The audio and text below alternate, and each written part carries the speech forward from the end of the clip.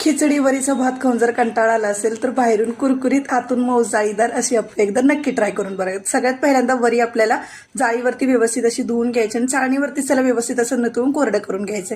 लगेच एका कढईमध्ये पुसून घेतलेले शाबूत तांदूळ 1 ते 2 मिनिटं कमी आचेवरती त्याला व्यवस्थित भाजून घ्यायचे।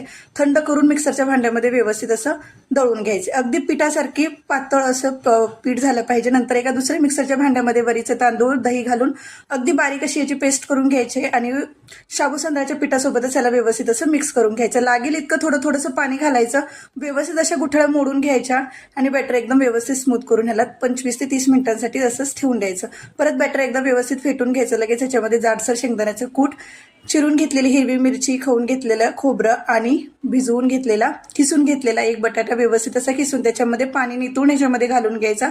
चवीनुसार मीठ आणि खाण्याचा सोडा घालायचा आणि व्यवस्थित असं फेटून घ्यायचं।